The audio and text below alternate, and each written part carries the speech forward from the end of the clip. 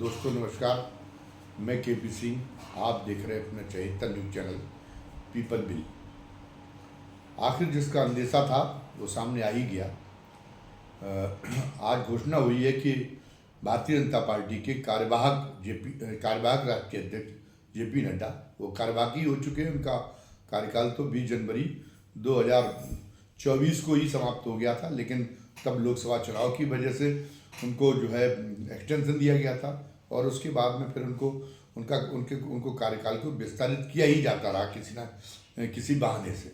और अब आज घोषणा हुई है कि जेपी नड्डा अभी कंटिन्यू करेंगे। अभी नया राष्ट्रीय अध्यक्ष कुछ दिनों और नहीं चुना जाएगा, जबकि पहले ये बताया गया था कि अप्रैल महीने के अंत तक राष्ट्रीय अध्यक्ष की घोषणा कर दी जाएगी। ये संभव हुआ आपदा में अवसर ढूंढने वाले भारतीय जनता पार्टी के हाईकमान के लिए पहलगाम में जो आतंकवादी हमला हुआ है टूरिस्टों पर, उसकी वजह से उसके वो एक मजबूत बहाना मिला।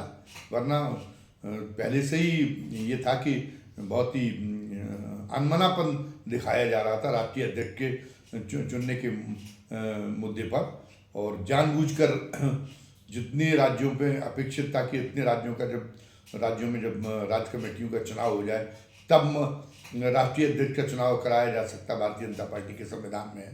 तो भारतीय जनता पार्टी के तो इसलिए ये राष्ट्रीय अध्यक्ष का चुनाव जल्द न कराना पड़े, इस कारण से ये किया जा रहा था कि राज्यों की चुनाव ही नहीं, वो जो उतनी संख्या में राज्यों में ही चुनाव पूर्ण नहीं हो पाए थे। वो जो अपेक्षित संख्या चाहिए थी जहाँ पूरी तरह से चुनाव हो चुके, उनसे बहुत कम अभी राज्य थे। और उस राज्यों में भी जैसे उत्तर प्रदेश में कोई कारण नहीं कि आप क्यों टालते जा रहे थे प्रदेश अध्यक्ष का चुनाव, लेकिन वो टल रहा था राष्ट्रीय अध्यक्ष चुनाव की जिम्मेदारी से बचने के लिए। और राष्ट्रीय अध्यक्ष का चुनाव क्यों नहीं करना चाहता भारतीय जनता पार्टी का हाईकमान? क्योंकि वो चाहता है कि जेपी नड्डा जैसा यस मैन आज्ञाकारी अध्यक्ष फिर हो। जबकि जो संघ है, आपकी बात, संघ जो है पूरी तरीके से इसमें दखलंदाजी कर रहा है भारतीय जनता पार्टी के उसमें जो है राष्ट्रीय अध्यक्ष के चुनाव में पूरी दिलचस्पी ले रहा है। क्योंकि संघ का ये मानना है कि भारतीय जनता पार्टी में किसी किस्म की कोई विफलता होती है तो मात्र संगठन आने की वजह से संघ भी सवालों के घेरे में आ जाता है, संघ भी आलोचनाओं के घेरे में आ जाता है। तो फिर संघ की जो है राय को सुना जाना चाहिए और उसको महत्व दिया जाना चाहिए, बल्कि उसको सिरोधार्य किया जाना चाहिए। संघ से मार्गदर्शन हर फैसले के पहले लिया जाना चाहिए। जो पिछले 10 सालों में मोदी के कार्यकाल में जो स्थिति समाप्त कर दी गई थी, ऐसी निरंकुशता, ऐसा स्वेच्छाचार तो अटल बिहारी वाजपेयी की सरकार में नहीं हुआ। जबकि अटल बिहारी वाजपेयी बहुत बड़े नेता थे और स्थिति ये आ गई थी कि जब वो प्रधानमंत्री बने तो संघ प्रमुखों से कम उम्र के होने लगे थे। इसके बावजूद भी अटल जी जब संघ जो है वो भी अटल जब मौका आने पर वो जो है वो संघ की अहमियत को स्वीकार कर लेते थे और मान लेते थे कि संघ जो है संघ के एक भारतीय जनता पार्टी के जो लोग हैं वो संघ उनका प्रेरणा स्रोत है। तो उनको जो है संघ के एक जो है बहुत ही आज्ञा पालक के रूप में उनको अपनी भूमिका निभानी चाहिए, तो वो ही करते थे। लेकिन मोदी जी के ज़माने में ये स्थिति बिल्कुल समाप्त हो गई थी और यहाँ तक नौबत आ गई थी कि गत लोकसभा चुनाव के पहले जेपी नड्डा ने कह दिया था हमें संघ की ज़रूरत तब थी जब हम भारतीय जनता पार्टी पूरी तरह से सक्षम नहीं थी। मतलब अटल जी और वगैरह जो लाल कृष्ण आडवाणी जी वगैरह ये जो नेता थे, ये जो है ये उनके जो वर्तमान नेतृत्व उसके मुकाबले में कमतर थे, इसलिए उन्हें बैसाखियों की जरूरत पड़ती थी संघ की। लेकिन अब जब ऐसा नेतृत्व आ गया है जो सारे उससे परे है, जिसकी शक्ति जो है अनंत है, असीमित है, तो जिसकी क्षमताएं अनंत हैं, असीमित हैं, तो वो संघ भी भले क्यों ना हो, वो किसी की बैसाखी की मोहताज क्यों रहे, वो किसी पर निर्भर क्यों रहे। तो इसलिए हमें अब संघ की कोई आवश्यकता नहीं रहेगी। पर चुनाव परिणाम आए तो चुनाव परिणाम में जो झटका लगा उसके बाद में ये जो अहंकार था भारतीय जनता पार्टी के राष्ट्रीय नेतृत्व का, वो अहंकार उसके बाद उसका जाता रहा और फिर वो उसने अपने आप को विनयशील दिखाना शुरू कर दिया। और अभी हाल में तो 11 साल के मोदी जी के कार्यकाल में पहली बार ये हुआ कि प्रधानमंत्री जी नागपुर में संघ के मुख्यालय में साष्टांग दंडवत होने के लिए गए। ये तो अभी हो गया। तो संघ का ये कहना था कि कोई नेता कितना भी अच्छा क्यों ना हो, लेकिन एक जो पार्टी सिस्टम है, क्योंकि एक उस पर नेता पर बिल्कुल उस पर पूरी तरह से निर्भर नहीं हुआ जा सकता। देश को पूरी तरह से, देश को और पार्टी को उस पर पूरी तरह से निर्भर नहीं होने दिया जा सकता, क्योंकि व्यक्ति तो नश्वर है। व्यक्ति को तो कभी भी उस आचार संसार से विदा ले सकता है, और वो अगर उसी पर निर्भर हो गई, ये लगा कि नहीं उसके बाद में पार्टी ने काम करना, पार्टी ने सोचना, पार्टी ने कोई पहलकदमी करना बंद कर दिया, देश ने कोई पहलकदमी करना बंद कर दिया, तो उसके न रह जाने के बाद तो फिर एक अंधकार में गिर जाएगी पार्टी भी और देश में भी गिर जाएगी। तो उन्होंने कहा ये स्थिति नहीं होनी चाहिए। पार्टी में एक सामूहिक नेतृत्व जैसी अभी जो एक है कि एक व्यक्तिगत निरंकुशता दिखाई दे रही है। अब अभी भारतीय जनता पार्टी का जो सर्वोच्च नेतृत्व है उसने ये मना लिया कि उसकी तो प्राइवेट प्रॉपर्टी है, देश की सत्ता, वो देश की सत्ता तो उसकी निजी संपत्ति है। तो इसलिए वो कोई किसी को अधिकार नहीं कि सलाह दे, किसी को अधिकार नहीं कि वो सवाल पूछे, वो जवाबदेही की मांग करे। ये तो मतलब राष्ट्रद्रोह जैसा काम होगा। और इसमें तो उसने संघ को भी उसी कतार में खड़ा कर दिया था जिसमें विपक्ष खड़ा हो गया था। तो संघ अब जब मतलब उनको दिन में तारे नज़र आ गए, जब अपनी हैसियत नज़र आ गई, जब जमीन लोकसभा चुनाव में जनता ने भारतीय जनता पार्टी के जो शीर्ष नेतृत्व है उसको जमीन दिखा दी, तो अब जो है अब संघ जो है ये उसकी इस तरह की स्वेच्छाचारता की पुनरावृत्ति रोकने के लिए सजग हो गया। और इसलिए वो ये चाहता था कि वो के अध्यक्ष के रूप में एक ऐसे उसका चुनाव करें, भारतीय जनता पार्टी के सर्वोच्च नेतृत्व एक ऐसे नेता का चुनाव करे जो नेता प्रधानमंत्री की समकक्ष हो, जो प्रधानमंत्री के सामने आँख से आँख मिला के अगर कोई चूक कर रहे, कोई गलती पे जा रहे हैं तो आँख से आँख मिला के बात कर सके। भले ही वो प्रतिस्पर्धी ना हो, लेकिन वो ये है कि वो उसके पास में भी कुछ विचार हो, उसके पास में भी दूरंदेशता हो, और वो दूरंदेशता अगर उसको लगता है कि प्रधानमंत्री उसमें कहीं कोई चूक कर रहे तो उसको टोकने का साहस रखता हो, इसका हमें नेता चाहिए। तो उसमें संजय जोशी का नाम आगे बढ़ाया, फिर उसमें जो है नितिन गडकरी का नाम आया, उसमें योगी आदित्यनाथ का भी नाम सामने आया। और ये संघ की कुल जमा मतलब सारे जो ये नाम आए उसमें संघ की यही वो जो इच्छा, एक भावना संघ की प्रदर्शित संघ ने हमेशा की कि नहीं, हम कोई ये नहीं चाहते कि कोई गुटी संघर्ष जैसी स्थिति पार्टी में बने, पार्टी मिलजुल के काम करे, लेकिन एक व्यक्ति के भरोसे ना रह जाए। एक थोड़ा सामूहिक नेतृत्व, कई लोग मिलकर जो है कुछ एक बड़ा ग्रुप मिलकर देश के बारे में और पार्टी के बारे में फैसले करें।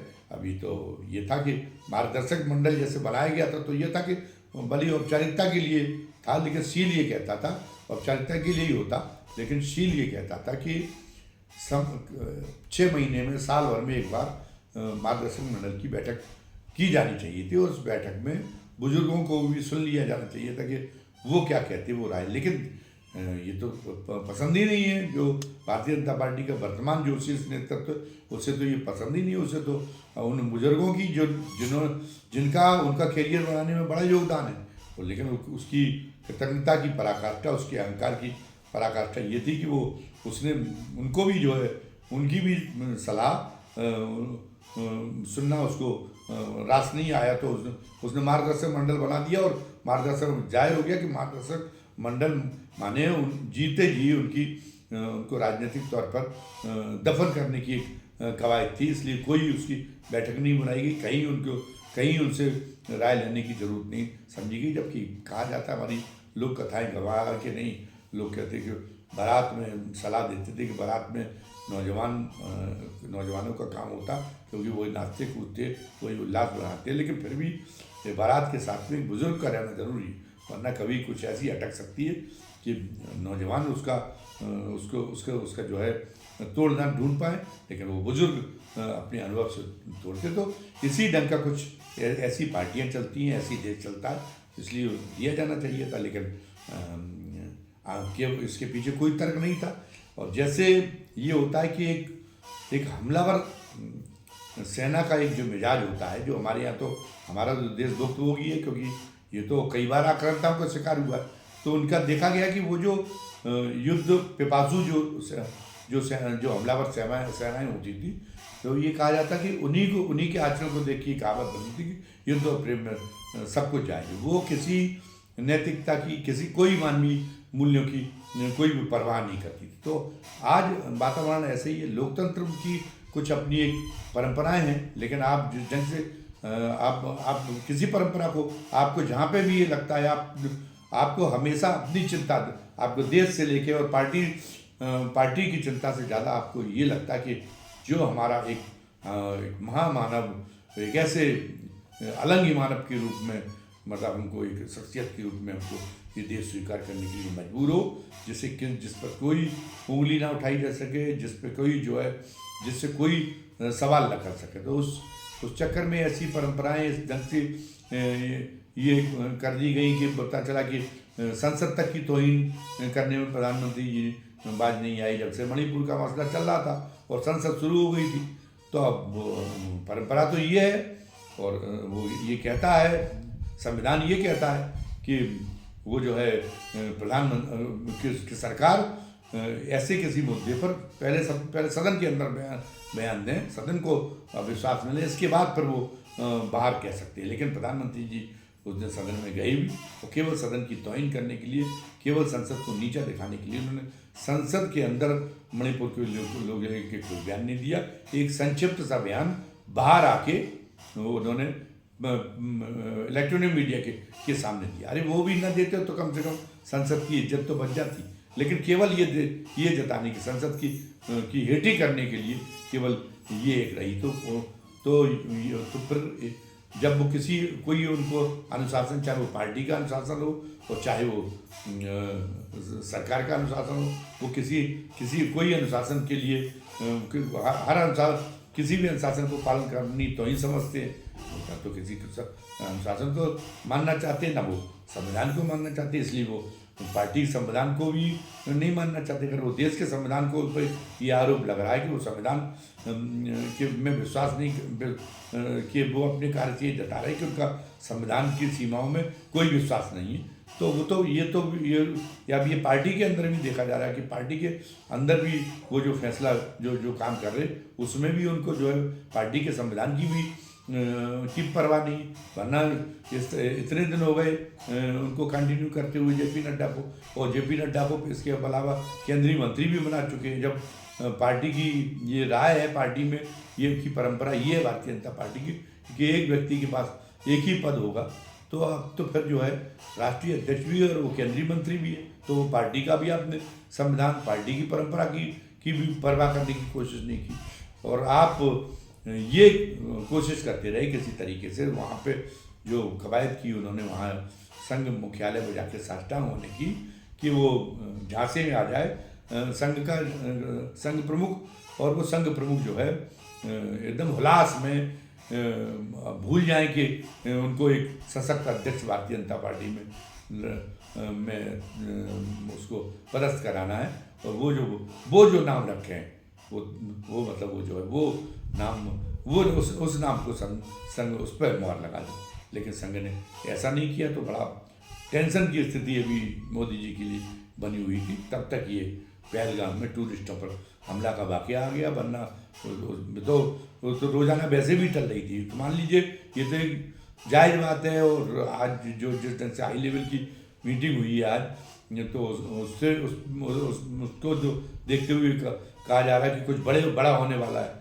तो अब कुछ अगर बड़ा करना है तो पहले एक ही तरफ सरकार का कायदे की बात है कि सरकार का अटेंशन एक ही तरफ हो, उसी तरफ वो पहले पहलगाम का जवाब दे दिया जाए।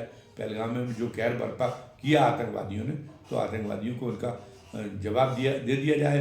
और जो प्रधानमंत्री ने मिट्टी में मिलाने की बात कही, तो प्रधानमंत्री को पहले मौका दिया जाए कि वो उनको मिट्टी में मिलाने का कार्य पहले कर लें, उसके बाद में राष्ट्रीय अध्यक्ष का चुनाव तो होता रहेगा। तो ये वैसे तो बेजा लगता है, वैसे तो ये उचित लगता है, इसमें कोई कुछ गलत नहीं कि इतना बड़ा कारण है जिससे अध्यक्ष का चुनाव टाला जाना चाहिए। लेकिन ये अध्यक्ष का चुनाव तो पिछले महीने हो जाना चाहिए था, और ये भी पूरा महीना पहलगाम का हमला तो बाद में हुआ।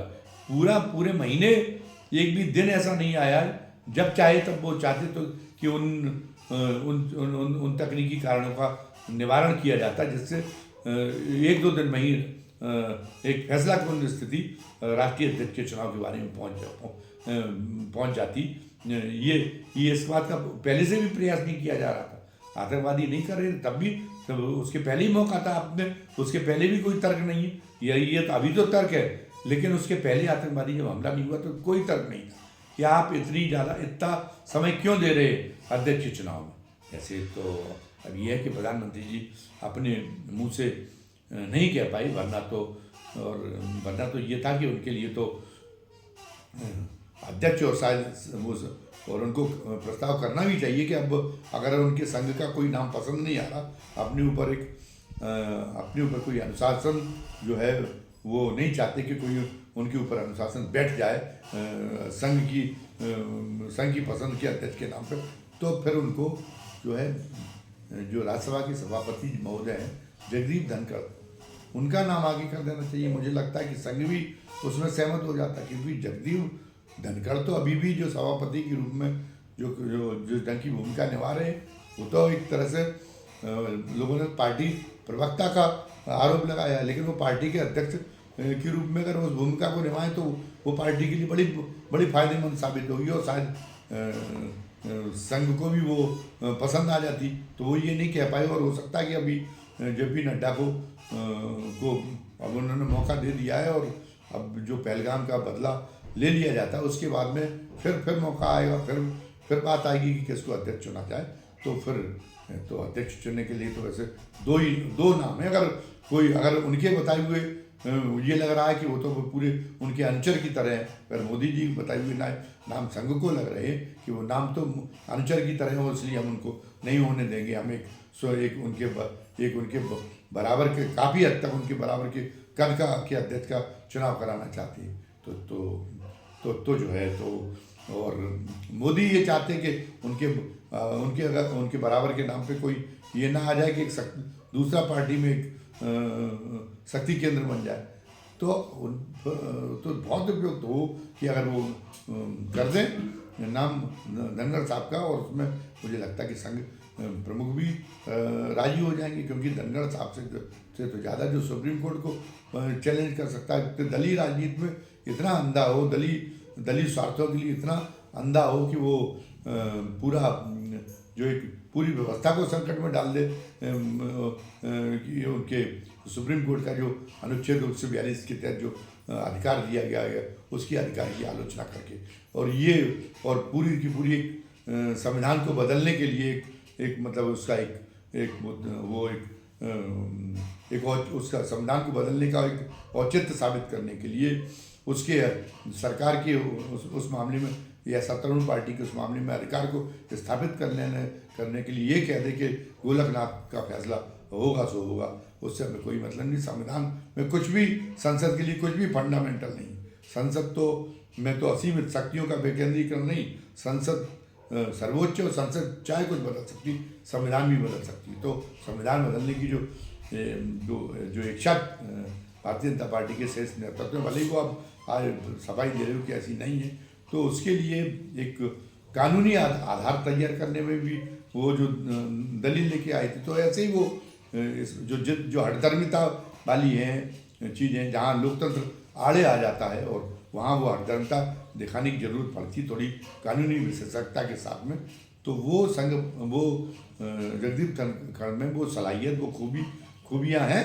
तो और वो खूबियाँ मेरे ख्याल में संघ को भी वो जो है वो खूबियाँ काम की लगती होंगी अंदर अंदर। तो अब फिर ये है कि या तो वो कर रहे हो, और वैसे दूसरा एक नाम निशिकांत दुबे का भी है, लेकिन अब निशिकांत दुबे ये है कि निशिकांत दुबे मोहन जगदीप धनखड़ में एक विशेषता है कि वो देश को भले ही चैलेंज करने का और काम करते हैं, व्यवस्था को भले ही वो जो है संकट में गिर देने के लिए काम करते हैं, लेकिन मोदी जी की के ऊपर कोई संकट ना आ पाए, मोदी जी की भक्ति में कोई कमी न रहने पाए उनके द्वारा, उन्हें जो भूमिका निभानी उसमें, तो उसमें वो बहुत सजग रहते हैं। निशिकांत दुबे शायद इस मामले में वो थोड़ा सा जो है गड़बड़ है।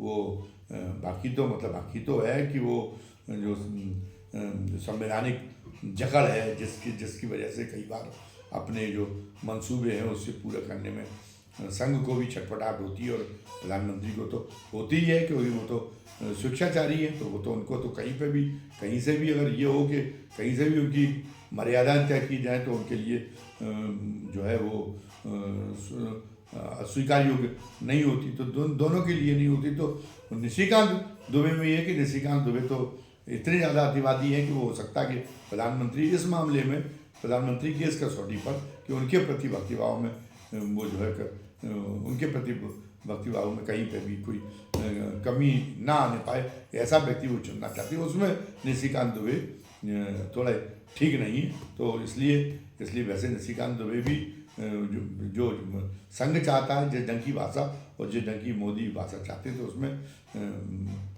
धनखड़ साहब के और निशिकांत दुबे साहब ये दोनों नमूने बहुत अच्छे हैं। लेकिन अब ये है कि निशिकांत दुबे तो प्रधानमंत्री के लिए भी नारायण की दोस्ती जी का जंजाल वाली बात है, तो इसलिए वो अगर नहीं चाहेंगे तो बात अलग है। तो अब ये है कि फिलहाल